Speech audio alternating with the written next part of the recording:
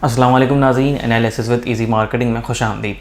नाज़रीन, आज इस एनालिसिस की वीडियो में हम बात करते हुए आपको बताएंगे बहरिया टाउन कराची और डीएचए सिटी कराची के कंपैरेटिव एनालिसिस या फिर उन दोनों के डिटेल एनालिसिस के हवाले से। नाज़रीन, आज आपको पता चलेगा इनकी लॉन्चिंग डेट के हवाले से, इनके टोटल एरिया के हवाले से, इनकी लोकेशन के हवाले से, इनके ऑर्गेनाइजेशनल स्ट्रक्चर के हवाले से या फिर इनकी डेवलपमेंट के हवाले से। सबसे पहले बात करते हुए चलें इनकी लॉन्चिंग डेट के हवाले से। अगर मैं आपको गाइड करूं, आपको बताऊं, तो लॉन्चिंग डेट डीएचए सिटी की जो थी वो 2009 थी। 2009 में डीएचए की जानिब से डीएचए सिटी लॉन्च किया गया था, जिसमें पहली बार जनरल फैमिलीज़ को अलाउ किया गया था कि वो डायरेक्टली प्लॉट्स ख़रीद सकते हैं, जो कि इससे पहले डीएचए के अंदर मुमकिन नहीं था। अगर कोई प्लॉट ख़रीदना चाहता भी था तो वो किसी आर्मी ऑफिसर के ट्रांसफ़र करने के बाद ख़रीद सकता था, लेकिन 2009 में ऐसा नहीं हुआ। डायरेक्ट आवाम या फिर जनरल फैमिलीज़ जो है वो ख़रीद सकती थी। अगर इसकी प्राइस की बात करूँ तो मुनासिब रेट में यहाँ पर प्लॉट्स लॉन्च किए गए, यानी कि 200 गज़ का जो प्लॉट था वो 7,66,000 रुपये से लॉन्च किया गया। उसके बाद 300 गज़ का जो प्लॉट था वो 11,39,000 रुपये से लॉन्च किया गया। अगर बहरिया टाउन कराची के हवाले से बात करें तो वो इस डीएचए सिटी कराची के 5 साल के बाद लॉन्च किया गया, यानी कि 2014 में लॉन्च किया गया। 2014 में लॉन्च करने से पहले वो अपने 2 कामयाब प्रोजेक्ट्स कर चुके थे, यानी कि बहरिया टाउन लाहौर और बहरिया टाउन इस्लामाबाद। 2 कामयाब प्रोजेक्ट्स करने के बाद उन्होंने कराची की तरफ रुख किया और स्टार्टिंग में इसकी जो रजिस्ट्रेशन फ़ीस थी वो 15,000 रुपये रखी गई, जो कि वक्त के साथ साथ 2 लाख रुपए तक पहुंच गई। और फिर 2015 में इन्होंने बैलेटिंग के थ्रू काफ़ी लोगों को प्लॉट्स अलॉट किए। अगर मज़ीद आगे बढ़ें, इनकी लोकेशन के हवाले से आपको बताएं तो दोनों ही प्रोजेक्ट कराची हैदराबाद मोटरवे यानी कि M9 मोटरवे पे मौजूद हैं। अगर टूल प्लाज़ा से बात करी जाए तो बहरिया टाउन कराची टूल प्लाज़ा से 9 किलोमीटर की दूरी पर वाक़ई है और डीएचए सिटी टूल प्लाज़ा से 20 किलोमीटर की दूरी पर वाक़ई है। और यही दोनों प्रोजेक्ट अपने अपने इंटरचेंज के साथ मोटरवे पर मौजूद हैं, यानी कि बहरिया टाउन कराची का भी अपना एक इंटरचेंज है और डीएचए सिटी कराची का भी अपना इंटरचेंज। बहरिया टाउन कराची का इंटरचेंज अंडरग्राउंड है और डीएचए सिटी कराची का ओवरहेड ब्रिज है। टोटल एरिया की अगर बात की जाए तो डीएचए सिटी कराची 20,000 एकड़ रकबे पर फैला हुआ है और बहरिया टाउन कराची काफ़ी तनाज़ात के बाद इसमें काफ़ी तनाज़ात हुए हैं, यानी कि सुप्रीम कोर्ट की तरफ से जानिब से यानी कि सुप्रीम कोर्ट की जानिब से केस भी किया गया, मगर केस क्लियर होने के बाद अब ये 16,896 एकड़ पर फैला हुआ एक मेगा प्रोजेक्ट है, जिसकी रकूमात बहरिया टाउन कराची 7 साल के दौरानिए में सुप्रीम कोर्ट में अदा करेगा।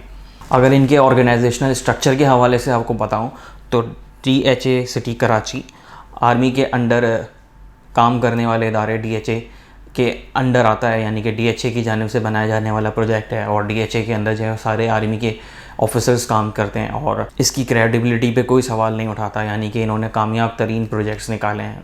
अगर बात करी जाए इनकी कामयाबी की, तो जिस तरीके से रियल इस्टेट के प्रोजेक्ट्स को ये डील करते हैं, मुझे नहीं लगता कि पाकिस्तान में और कोई इनसे बेहतर रियल इस्टेट के प्रोजेक्ट्स को डील करता है। और इनकी पॉलिसीज़ इतनी साफ़ सुथरी हैं कि इधर आपकी प्रॉपर्टीज़ काफ़ी सेफ़ और सिक्योर रहती हैं। अगर बहरिया टाउन कराची की एडमिनिस्ट्रेशन के हवाले से बताएं तो यहाँ पर सारे आपको रिटायर्ड आर्मी ऑफिसर्स मिलेंगे और इनकी जो मेंटेनेंस और डेवलपमेंट है वो अपनी मिसाल आप है, यानी कि बहरिया टाउन कराची एक प्रोजेक्ट को डेवलप्ड भी अच्छा करता है और फिर उसको मेंटेन भी रखता है और मेंटेनेंस पे कोई सवाल नहीं उठाया जा सकता। लेकिन इनकी क्रेडिबिलिटी के ऊपर लोग वक्तन फ़वक्तन जो है वो सवाल उठाते रहें, बट अब इनकी परफॉर्मेंस जो है वो बहुत बेहतर हो गई है और परफॉर्मेंस में इनकी जो है मिसाल आप है। ये अपने रिकॉर्ड्स इन्होंने बना के रखे हैं, जितनी तेज़ी से ये डेवलपमेंट करते हैं उसको मेंटेन रखते हैं, ऐसा जो है वो पाकिस्तान में कभी नहीं देखा गया जो बहरिया टाउन ने मुमकिन किया है। डेवलपमेंट के हवाले से अगर बात करें तो डेवलपमेंट के हवाले से बात करते हुए आपको ये बताएं कि डीएचए सिटी कराची की जो डेवलपमेंट है वो काफ़ी स्लो रही है, यानी कि 2009 में लॉन्च होने के बाद उन्होंने काफ़ी टाइम लिया है इसको डेवलप करने के लिए। मगर दूसरी जाने जब बहरिया टाउन कराची की बात करी जाए तो बहरिया टाउन कराची की जो डेवलपमेंट है वो अपनी मिसाल आप है। वो एक बड़ी तेज़ी के साथ जो है वो अपने प्रोजेक्ट को डेवलप कर रहे हैं और तकरीबन 80% के करीब जो है डेवलपमेंट का जो है रेशो जा रहा है, यानी कि इनिशियल प्रीसेंट्स के अंदर उनकी जो है डेवलपमेंट वो 90% कंप्लीट हो चुकी है और आगे भी प्रेसिडेंट्स में जो लोग जो हैं वो कंस्ट्रक्शन कर रहे हैं। तो डेवलपमेंट के हवाले से बैरिया टाउन कराची एक मिसाल कायम कर चुका है। और इसी के साथ साथ आपको एक बात और बताएं कि बैरिया टाउन कराची ने अपनी जो ऑडियंस की जो डिमांड है उसको इंक्रीज़ अपनी एमिनिटीज़ के थ्रू किया है। यानी कि वो एक नाइट सफारी की सहूलियात देते हैं आपको, उसके साथ इंटरनेशनल स्टैंडर्ड थीम पार्क बनाया गया है। रफ़ी क्रिकेट स्टेडियम जो आने वाले वक्तों में पाकिस्तान का सबसे बड़ा क्रिकेट स्टेडियम होगा वो बनाने जा रहे हैं। उसके साथ साथ डांसिंग फाउंटेन है, उसके साथ साथ एशिया की सबसे बड़ी जामिया मॉस्क वो बनाने जा रहे हैं। आईफिल टावर अपनी मिसाल आप है। तो इन सारी चीज़ों के थ्रू उन्होंने जो है मार्केट को जो है बड़ी अच्छे से जो है कैप्चर करके रखा हुआ है। अगर हम रिटर्न ऑन इन्वेस्टमेंट पर आएँ, ROIs पर आएँ, तो ROIs में देखा जाए तो DHA सिटी कराची एक तगड़ी जो है वो रिटर्न ऑन इन्वेस्टमेंट देता है क्लाइंट को। अपने 2009 में जब वो लॉन्च हुआ तो जो प्लॉट 7 लाख रुपए का था वो 2016 में बड़ी तेज़ी के साथ 80 लाख तक पहुंच गया था। यानी कि अगर इन्वेस्टमेंट के पॉइंट ऑफ व्यू से देखा जाए तो DHA सिटी कराची ने काफ़ी इसके अंदर किरदार अदा किया है और अपने जो इन्वेस्टर्स हैं उनको काफ़ी मुनाफा पहुंचाया है। मगर 2016 के बाद से अब जो है वो मार्केट में स्टेबिलिटी आ गई है। ऐसा नहीं है, मैं ये नहीं कह रहा कि रेट दोबारा डाउन हो गए, दोबारा 7 लाख के करीब पहुंच गए, ऐसा नहीं है। लेकिन ऐसा भी नहीं है कि जितनी तेज़ी से पहले बढ़े थे उतनी ही तेज़ी से अभी भी बढ़ रहे हैं, नहीं।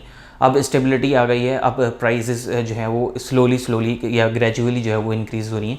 अब इतनी तेज़ी देखने में नहीं आ रही। और इनकी जो ROIs यानी कि रिटर्न ऑन इन्वेस्टमेंट बढ़ाने की एक वजह है, वो वजह ये भी है कि इनका ट्रस्ट लेवल है जो इन्होंने गेन करके रखा हुआ है आवाम की जानिब से। आवाम इन पे ट्रस्ट करती है, जिसकी वजह से जो है इन्वेस्टर्स को इनके फ़ायदा होता है। अगर बैरिया टाउन कराची के हवाले से बात करें तो बैरिया टाउन कराची में अब बेहतरीन जो है वो ROIs रखे हुए हैं। यानी कि रिटर्न ऑन इन्वेस्टमेंट अब जो है वो बेहतरीन तरीके से चल रही है। सारी चीज़ें क्लियर होने के बाद, कोर्ट के केसेस क्लियर होने के बाद, वो सारी चीज़ें जो हैं वो बड़े बेहतरीन तरीके से अब रिटर्न ऑन इन्वेस्टमेंट जो है वो लोगों को मिल रही हैं, जो उन्होंने पहले से इन्वेस्ट करके रखा हुआ था केसेस से पहले। तो अब केसेस के बाद जो है, केस क्लियर होने के बाद जो है उनको काफ़ी फ़ायदा पहुंच रहा है। इसके साथ साथ नाज़रीन एक बात आपको और भी क्लियर करूं बैरिया टाउन के हवाले से कि कुछ टाइम पहले आपने सुना होगा कि बैरिया टाउन के गेट पे आग लगा दी गई थी और एक बड़ा ही अफसोसनाक वाक़या जो है वहाँ पर पेश आया था। बैरिया टाउन कराची के हवाले से एक बात और बताता चलूँ कि कुछ टाइम पहले एक जो वाक़या पेश आया था जिसकी बदौलत लोग समझ रहे थे कि यहाँ पे जो है वो रेट डाउन हो जाएंगे, मार्केट क्रैश हो जाएगी बैरिया टाउन की, लेकिन ऐसा हुआ नहीं। बैरिया टाउन कराची ने उस वाक़े को बड़ी ही तेज़ी के साथ जो है कवर किया, उसमें कवर करने में मदद करी वहाँ के इन्वेस्टर्स ने। वहाँ की जो आवाम है वो मैच्योर हो चुकी है, अब बैरिया टाउन कराची को कोई रोक नहीं सकता। इसी के साथ साथ अपने होस्ट ताहा मलिक को दीजिएगा इजाज़त। आज के लिए इतना ही। अगर आप कोई बाइंग या सेलिंग करना चाहते हैं तो स्क्रीन पे दिए गए नंबर पर रब्ता कर सकते हैं। जब तक के लिए अल्लाह हाफ़िज़।